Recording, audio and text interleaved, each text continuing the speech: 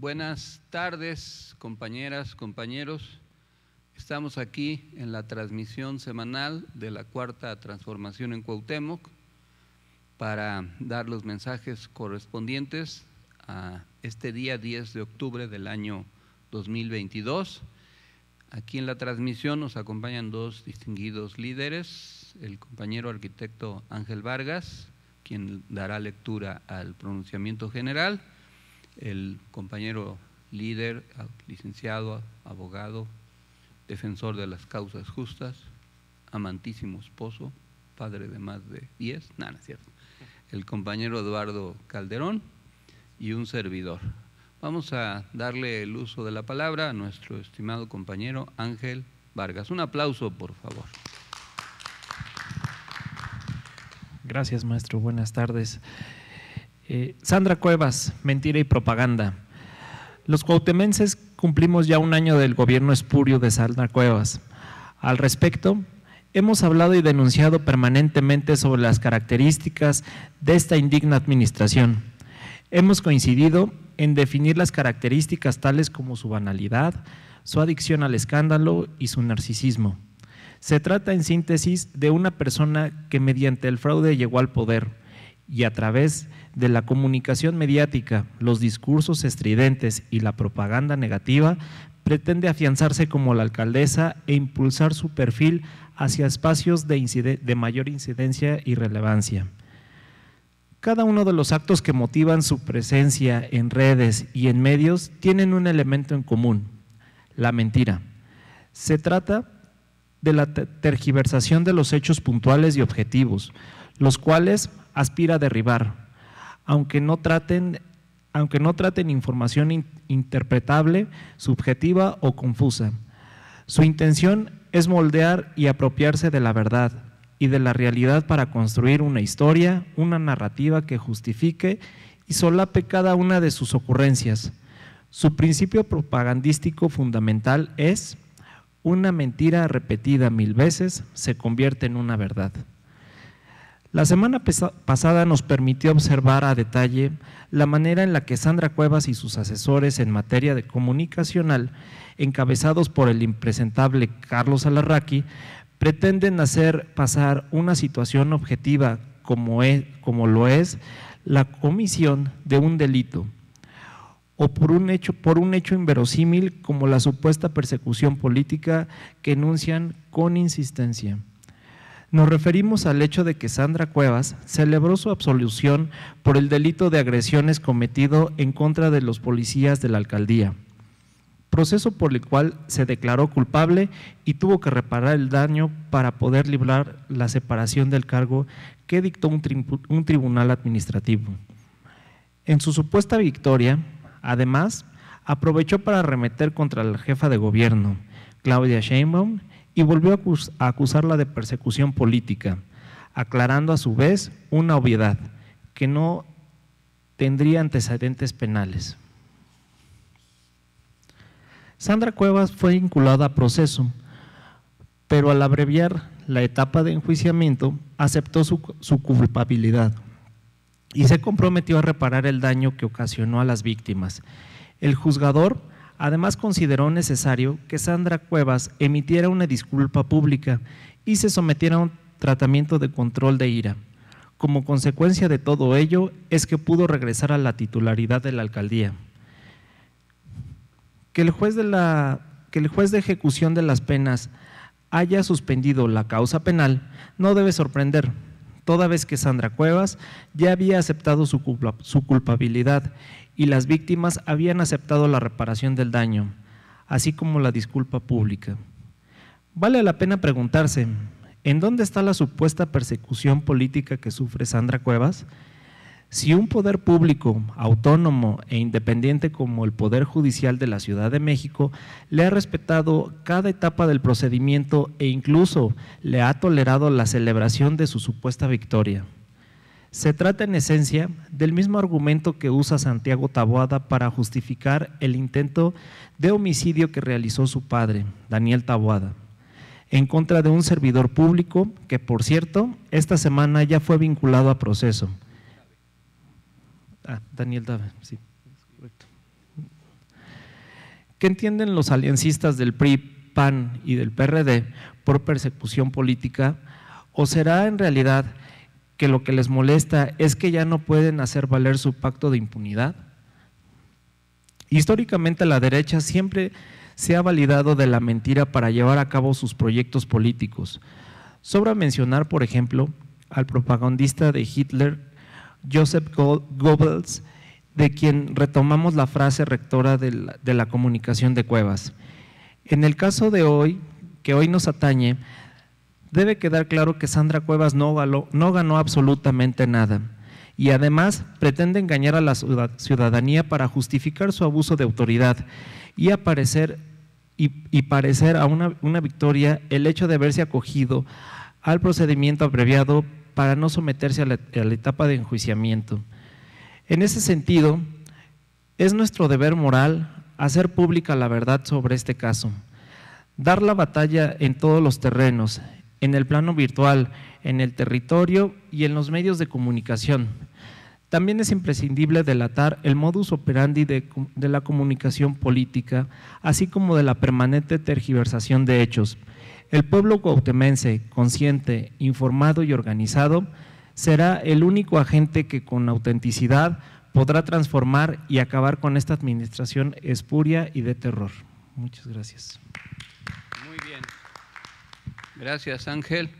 Ahora vamos a hacer uso de la palabra nuestro compañero Eduardo Calderón. Un aplauso. Muchas gracias a todos. Y abordando los temas de la semana, empezamos con, al parecer, la hipocresía e incongruencia de Sandra Cuevas no tiene límite. Cuevas realizó un evento en la Plaza de las Tres Culturas de la Unidad Habitacional Tlatelolco y durante el evento, con un brutal cinismo que ofende a la inteligencia, realizó un llamado a no retroceder a los momentos más oscuros de la historia de México. A Cuevas se le pareció que se le olvidó que el movimiento estudiantil de 1968 expresaba su inconformidad ante la política represiva, intolerante y antiderechos del gobierno de Gustavo Díaz Ordaz. Desgobierno con el que perfectamente se podría comparar al suyo, que ha hundido en graves problemas de exclusión social, reducción en la calidad de vida y una política antiderechos culturales y sociales que vulneran la representación popular de las y los cuauhtemenses.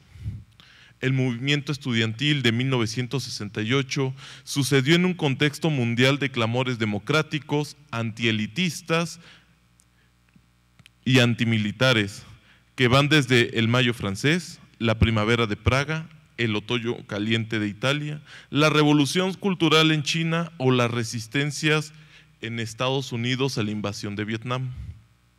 Los clamores democratizadores y el deseo por aumentar las libertades públicas, los derechos sociales y construir sociedades más igualitarias donde se priorizara el bienestar fueron antecedentes fundamentales de este periodo de la historia universal, que en nuestra región de América Latina han derivado en los triunfos históricos de gobiernos progresistas.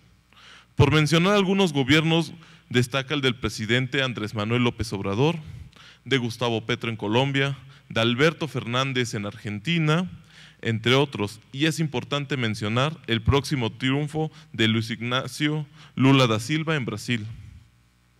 De ahí que ofenda a la memoria de los mártires de Tlatelolco y de esta generación de jóvenes comprometidos en contra de cualquier acto de arbitrariedad, que la mejor representante de la podredumbre de la clase gobernante del viejo régimen se monte en los logros históricos de este movimiento para justificar un golpeteo al gobierno progresista de Andrés Manuel López Obrador y de la jefa de gobierno Claudia Sheinbaum Pardo.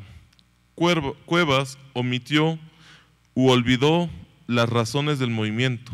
Sin embargo, las y los que hemos resistido a desgobiernos como el suyo, sabemos que ante cualquier abuso, ni perdón ni olvido. En el siguiente punto, compañeros, tras un derrumbe en el centro histórico, autoridades del gobierno capitalino son los primeros en acudir. Durante el transcurso de la madrugada del pasado miércoles 5 de octubre, un inmueble ubicado en la calle Justo Sierra, número 27, Colonia Centro de la Alcaldía Cuauhtémoc, sufrió afectaciones infraestructurales que provocaron un derrumbe. Una persona resultó lesionada y se vieron afectados 40 habitantes del lugar. Después del colapso de la estructura, los primeros acudientes fueron servidores públicos del gobierno capitalino. El derrumbe agarró trasnochada a la administración de la Alcaldía Cuauhtémoc, pues a pesar de que por norma deberían ser los primeros respondientes, acudieron tarde a prestar auxilio a los vecinos y vecinas de la calle Justo Sierra, número 27. Al lugar acudieron servidores públicos de la autoridad del centro histórico y momentos después el secretario de Gobierno en persona, Martí Batres. En este sentido, la jefa de gobierno anunció un programa para reubicar a las y los afectados, así como para reparar el daño sufrido, mientras que Sandra Cuevas solo ofreció a prestarles un deportivo de manera temporal.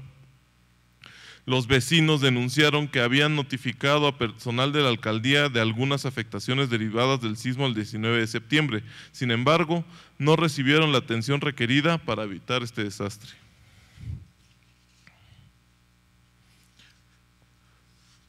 Ahora pasaremos a Alfil de Monreal levanta la mano para suceder a Cuevas. Temístocles Villanueva, legislador plurinominal capitalino, manifestó sus intenciones de contender por la alcaldía Cuauhtémoc. Sin embargo, si él fuera el candidato de Morena, no habría ninguna competencia, relevo generacional y mucho menos alternancia, pues Cuevas y él pertenecen a la misma familia política monrealista. Como si la Cuauhtémoc fuera un latifundio, el senador Ricardo Monreal pretende actuar como un señor feudal. Desde el 2015 fue alcalde de la Cuauhtémoc y no ha dejado de crear redes de poder, corruptelas y organizaciones clientelares. En 2018 logró tener continuidad a través de Néstor Núñez y en 2021 traicionó a la militancia de Morena, así como a las y los cuauhtemenses al apoyar e impulsar a Sandra Cuevas. Ricardo Monreal representa el peor de los pragmatismos. Sin importar ideologías, agendas políticas o posicionamientos públicos, puede impulsar un día a día a una persona sin valores ni escrúpulos como Sandra Cuevas, y al otro a una persona que pertenece a la comunidad LGBTIQ+, siempre y cuando pueda mantener en puestos claves a personajes que le garanticen la continuidad de sus negocios. El mejor ejemplo es el del actual director de gobierno, Salvador Santiago Salazar, alias Chava Chava. El presidente Andrés Manuel López Obrador, como consecuencia de esta afrenta, le ha retirado su confianza e incluso afirmó que Monreal avala la politiquería e hipocresía del conservadurismo.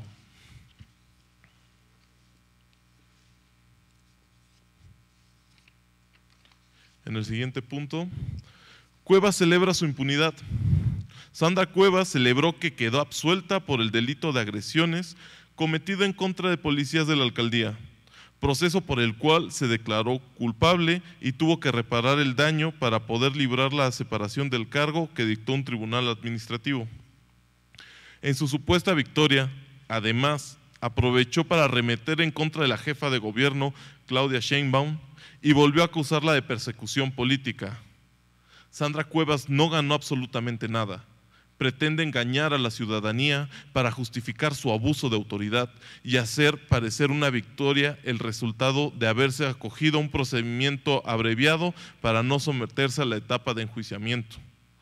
Primero hay que aclarar que el procedimiento acusatorio y oral tiene 3 etapas, en la que se conocen de los asuntos 3 jueces. La primera etapa es de instrucción, donde se vincula proceso. La segunda etapa es de enjuiciamiento y la tercera de ejecución de penas. Sandra Cuevas fue vinculada a proceso, pero para abreviar la etapa de enjuiciamiento aceptó ser culpable y se comprometió a reparar el daño que ocasionó a las víctimas. El juzgador además consideró necesario que Sandra Cuevas emitiera una disculpa pública y se sometiera a un tratamiento de control de ira. Derivado de ello es que pudo regresar a la titularidad de la alcaldía.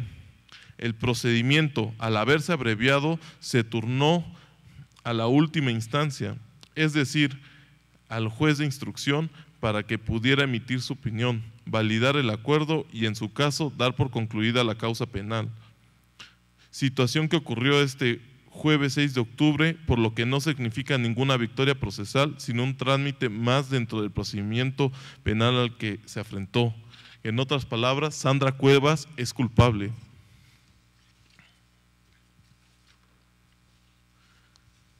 Claudia Sheinbaum rinde informe a las y los habitantes de la Cuauhtémoc. La semana pasada, la jefa de gobierno, en un ejercicio de rendición de cuentas y máxima transparencia, rindió un informe de su cuarto año de gobierno en diversas alcaldías, en el Coloso de Reforma, el Auditorio Nacional y en el Congreso de la Ciudad de México. Este informe, que tiene por lema "Honestidad que da resultados", rompió protocolos y prioriza a las y los habitantes capitalinos en lugar de los políticos e incluso al mismo Congreso capitalino.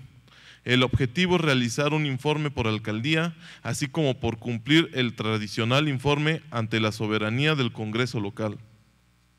Ante más de 10,000 personas reunidas en la explanada del Monumento de la Revolución, la jefa de gobierno afirmó que no se puede seguir gobernando con frivolidad, sin la presencia de Sandra Cuevas, pero con el apoyo de las y los cuauhtemenses. Claudia Sheinbaum encontró respaldo de la ciudadanía al grito de "Presidenta, Presidenta".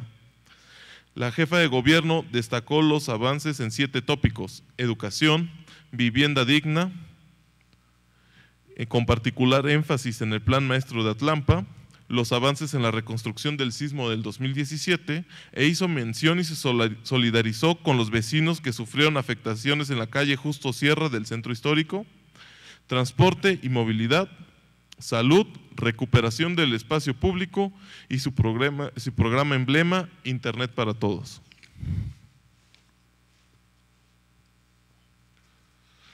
En el siguiente punto retomamos el tema con Ricardo Monreal. Y dice: monrealistas dobletean en el Senado y en la alcaldía Cuauhtémoc. Cristal Pelayo, directora de Servicios Administrativos del Senado y al mismo tiempo jefa de oficina en la alcaldía Cuauhtémoc, lanzó amenazas de muerte a veterinarios de la torre veterinaria Westcare por responsabilizarlos de la muerte de su perrito Algodón. No es la primera vez que Cristal Pelayo se ve envuelta en el escándalo. En agosto del presente año difundió en sus redes sociales que había participado en una gira en Europa donde visitó al Papa Francisco y al embajador de España, Quirino Ordaz, sin ser senadora o representante de la Cancillería. Su perro, llamado Algodón, visitaba frecuentemente el Senado de la República y la alcaldía Cuauhtémoc. Cristal Pelayo incluso llegó a presentarlo con el secretario de Gobernación, Adán Augusto. La polémica fue desatada en redes sociales cuando la funcionaria que dobletea sueldo en el Senado y en la alcaldía Cuauhtémoc, según la Plataforma Nacional de Transparencia, denunció que en la torre veterinaria Westcare mataron a su perro por exceso de anestesia. Los médicos veterinarios denunciaron que Pelayo les agredió física y verbalmente, amenazándolos de muerte y de usar sus influencias para vengarse. El temor se hizo fundado cuando la periodista del periódico Excelsior, Leticia Robles, demostró que la funcionaria tiene vínculos laborales con el senador Ricardo Monreal y con Sandra Cuevas, titular de la alcaldía Cuauhtémoc. La zacatecana Cristal Pelayo funge como directora de Servicios Legislativos desde julio de 2021 y como jefa de la oficina adscrita de la Dirección de Administración de la Alcaldía Cuauhtémoc desde enero del 2018. El escándalo es una muestra más del uso patrimonial que hacen del presupuesto público tanto el senador Ricardo Monreal, así como su cómplice y pupila Sandra Cuevas. Y en el último punto, alcaldes de oposición se justifican ante Claudia Sheinbaum. La sección de trascendidos del periódico Milenio describió que los alcaldes capitalinos de Benito Juárez, Santiago Taboada, de Álvaro Obregón, Lía Limón, de Cuauhtémoc, Sandra Cuevas, de Miguel Hidalgo, Mauricio Tabe y de Tlalpan, Alfa González, resumieron en 6 puntos la razón de su ausencia en el informe de Claudia Sheinbaum. Cada uno de estos impresentables tiene sus propios escándalos, sin embargo, todos buscan sostener una narrativa de persecución política en su contra. De ahí que más que sostener una alianza por su agenda política, lo que sostienen es un pacto de impunidad. El común denominador de los alcaldes de oposición es el abuso de autoridad y la ineficiencia. De ahí que los principales reclamos de la ciudadanía sean sobre la poca inversión que realizan en la infraestructura urbana y la manera opaca con la que ejercen el recurso público para beneficiarse.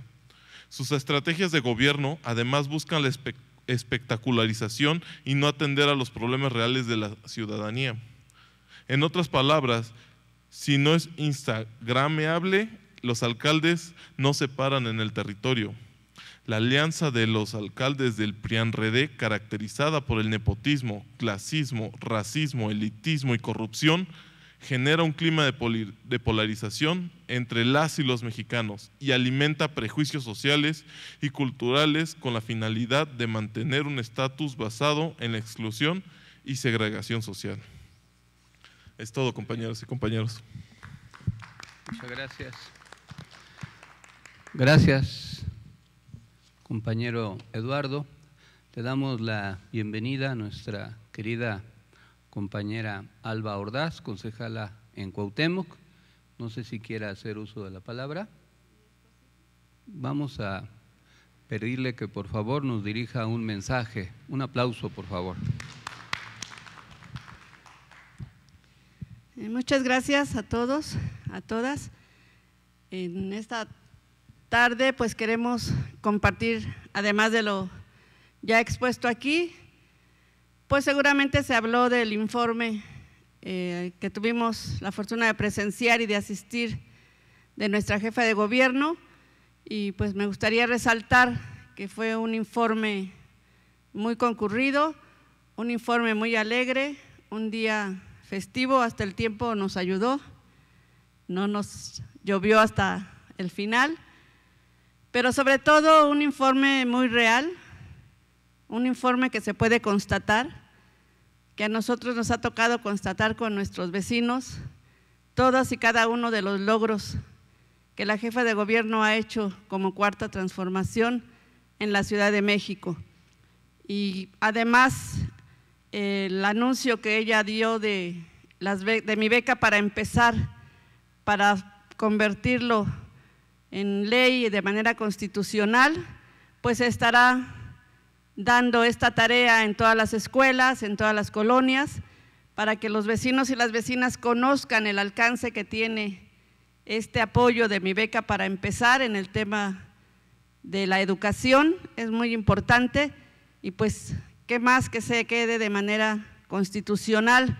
Sabemos que hay una oposición por parte de la derecha, por parte del PAN, para que esto suceda, pero yo creo que todos los vecinos y vecinas nos podemos organizar para poder hacer que esto sea una realidad y se haga ley el derecho a la educación a través de mi beca para empezar. Por otro lado, pues decirles que estamos preparando ya en este mes también el informe como concejales que estaremos ofreciendo a la ciudadanía. La alcaldesa hará su propio informe y pues sabemos en qué tono viene, sabemos que será un informe no real, frívolo, opaco, no transparente, porque así ha sido todo el año, por lo menos lo que nos consta a nosotros como concejales en cuanto al manejo de los recursos.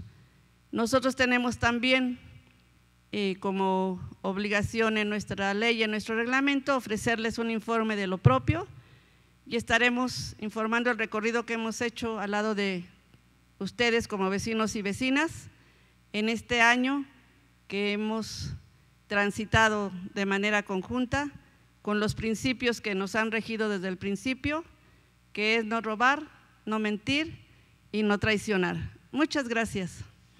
Muy bien. Muchas gracias, Alba. Quiero insistir hoy acerca de las notas periodísticas que durante la semana se publicaron. Una de ellas que se tituló El Poder Judicial de la Ciudad de México, según la nota, otorgó sentencia absolutoria, supuestamente, a la alcaldesa de Cuauhtémoc, Sandra Cuevas, respecto al delito de abuso de autoridad contra policías. Eso seguramente fue financiado para que se publicara en diversos medios y en redes sociales, pero es importante señalar que los acuerdos a los que se llegó entre la parte acusadora y la defensa fue en el sentido de la reparación del daño consistente en una sanción económica y de que la alcaldesa ofreciera una disculpa pública a los elementos de la Secretaría de Seguridad Ciudadana agraviados de la capital del país, a los cuales agredió y retuvo en las instalaciones de la alcaldía, a que se sometiera a terapias psicológicas para el control de su ira y repusiera los radios y otros equipos que fueron robados durante el hecho. Al respecto, me permito señalar que el actual artículo 17, párrafo tercero de la Constitución Política de los Estados Unidos Mexicanos dispone a la letra, cito: las leyes preverán mecanismos alternativos de solución de controversias. En la materia penal, regularán su aplicación, asegurarán la reparación del daño y establecerán los casos en los que se requerirá supervisión judicial. Cierro la cita. Con la reforma constitucional, ahora la justicia restaurativa y la retributiva coexisten en el nuevo sistema de justicia penal. La justicia retributiva significa infligirle al imputado un daño a través de una pena, en especial la privación de su libertad como retribución del daño que generó en la comisión de un delito. La justicia restaurativa, por su parte, implica volver las cosas al estado en que se encontraba antes del hecho delictivo, buscar que el inculpado repare el daño que ha causado, supuestamente sin declararlo culpable, e imponerle propiamente una sanción, dado que no persigue sancionar, sino solo reparar. Al respecto, por eso hay una separación de delitos que pueden ser reparados y otros que son irreparables, como por ejemplo la pérdida de la vida. Con todo, la justicia restaurativa no deja de tener como presupuesto la comisión de un hecho considerado como delito. Reitero, no deja de tener como presupuesto la comisión de un hecho considerado como delito. Lo cierto es que no pretende ya, por regla general, declarar una responsabilidad penal e imponer una pena aflictiva, especialmente la de prisión.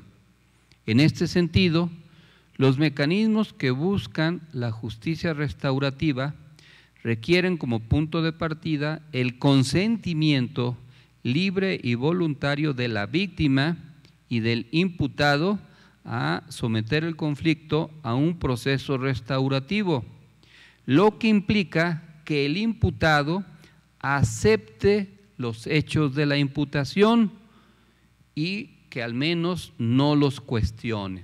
Esto lo reitero, implica que el imputado acepte los hechos de la imputación o el que al menos no los cuestione.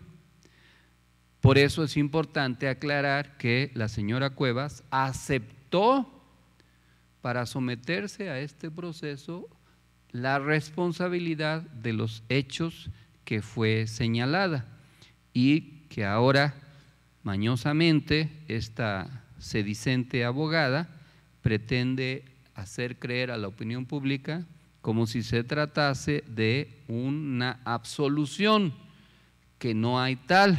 Lo que hay es la extinción o el final de un proceso, porque se llegó a un acuerdo, pero este acuerdo basado en la aceptación de la responsabilidad y la aceptación de las medidas que estuvo obligada a aceptar, como fue la disculpa pública, la reparación del daño por el robo de los objetos de que fueron objeto los mandos policíacos, y la obligación a autoimponerse a una terapia psicológica para controlar sus emociones y su ira. Los beneficios inmediatos hacia los partícipes: reparación del daño para la víctima y para el imputado, evita la tramitación de un proceso que culmine con la imposición de una pena privativa de libertad. No son los únicos efectos relevantes. Esto es, no llega al extremo de considerarse un asunto privado, y eso explica que se trate de un asunto público. Lo anterior se da de conformidad con el artículo 186 del Código Nacional de Procedimientos Penales, en el sentido que dice que los acuerdos reparatorios son el resultado del uso de un mecanismo alternativo de resolución de controversias celebrados entre la víctima u ofendido y el imputado, que una vez aprobados por el Ministerio Público o el juez de control, según corresponda y cumplidos en sus términos, tienen como efecto la extinción de la acción penal, pero una vez que fue aceptada la respectiva responsabilidad. Es como en los delitos culposos, suponiendo que alguien choca y destruye un semáforo, un mecanismo alternativo de justicia restaurativa es que reconozca que derribó el semáforo, que repare el daño y se comprometa a no hacerlo otra vez. Pero eso no quiere decir que no haya tumbado el semáforo y que no tenga que repararlo. Es igual, en este caso ella aceptó que cometió el hecho, que abusó de la autoridad, que agravió a los mandos policíacos, que los despojó de sus radios y celulares, y por eso fue que se acogió a un mecanismo alternativo de justicia. Pero eso no significa que sea absuelta, sino exactamente lo contrario. Y el sistema ahora, de nuevo, justicia penal, acepta estos mecanismos para abreviar controversias, evitarse gastos y cargas innecesarias, y fue posible gracias a que los mandos policíacos aceptaron conciliar y a aceptar la disculpa pública.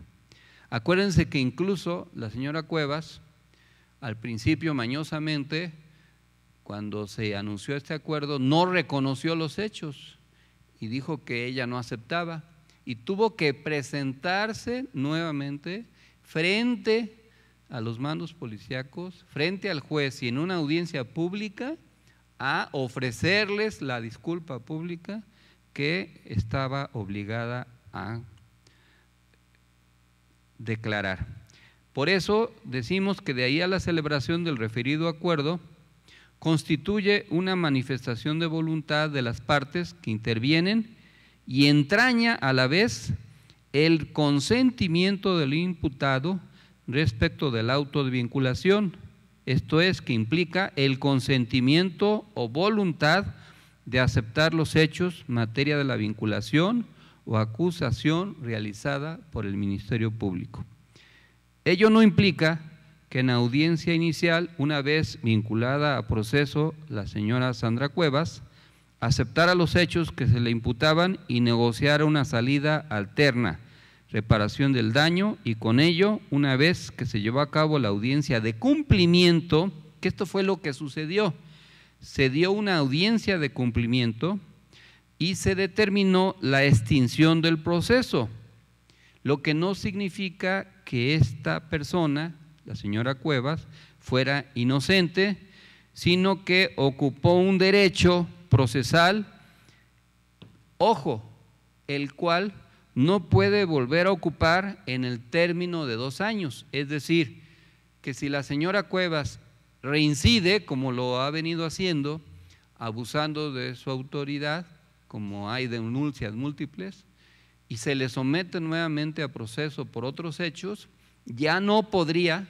si esto es durante los próximos 2 años, acogerse a este beneficio de justicia alternativa. Por eso sí hay una sanción de facto a su posibilidad y no hay ninguna exoneración. Lo que hubo fue una audiencia de finalización del proceso en donde se dieron por cumplidos los requisitos que la autoridad judicial impuso y por lo tanto se terminó el asunto, pero eso tampoco quiere decir que no haya quedado huella ni registro. Hay registro, hay audiencias, hay actas, hay confesionales, hay pruebas, hay sentencias y hubo necesidad de reparar el daño. Y por tanto sí fue declarada culpable y se acogió a un beneficio que cualquier persona tiene derecho a hacer. Si no lo hubiera hecho, por la ley que existe, ella tendría que haberse separado del cargo y de todos modos seguiría el proceso. No es lo mismo que se siga un proceso y al final un juez dicte una sentencia absolutoria a que se dé por concluido un proceso porque se cumplieron los requisitos por los cuales se siguió el proceso, se cierra la causa porque la persona imputada reconoció y aceptó como verdaderos los delitos presuntos que se le imputaron. Y es una maña, una maniobra mediática ahora presentarse como, entre comillas, blanca paloma, con todo el respeto a las palomas. Luego entonces es una mala interpretación mediática que se le haya dictado sentencia absolutoria, ya que la extinción del proceso es una vía de salida alterna y una sentencia absolutoria, porque al haberse cumplido el requisito restaurativo a las víctimas, ya no había elementos para continuar el proceso penal. Es como cuando hay un accidente automovilístico que una de las partes, por ejemplo, iba con aliento alcohólico o había consumido determinada cantidad de alcohol y se le presume responsable. Si esta persona acepta el hecho, repara el daño, se declara culpable, puede acogerse a este procedimiento, pero eso no quiere decir que el accidente no lo hubo, que no fue responsable, que no se le impuso sanciones y cumplió obligaciones y además, por lo mismo, tiene que someterse a diversos tratamientos, por ejemplo, en el caso de que se tratara de una persona adicta al alcohol. Por ejemplo, aquí se trata de una persona adicta al abuso del poder y que por eso tuvo que haberse sometido a las terapias psicológicas que por lo que veo pues no fueron de mucha utilidad porque continúa mintiendo y abusando, como nos lo hicieron saber ahora los locatarios del mercado de San Camilito, de su poder, quienes fueron golpeados ahora recientemente para despojarlos también de la administración de algunas áreas del mercado. Vamos a seguir denunciando y vamos a desentrañar las mentiras que seguramente va a proferir en su informe, que va a edulcorar, va a presentar como un gran avance cuando todos sabemos que es la peor alcaldesa de la Ciudad de México y que además ha cometido y sigue cometiendo múltiples faltas administrativas, violaciones de los derechos humanos y delitos que tarde o temprano tendrá que pagar. Muchas gracias y buenas tardes, compañeras y compañeros. Agradecemos la presencia también de nuestro querido camarada, concejal Saúl Doroteo. No sé si quieras decir algo. ¿No? Bueno, pues agradecerles a todas y a todos ustedes y seguimos en comunicación. Buenas tardes.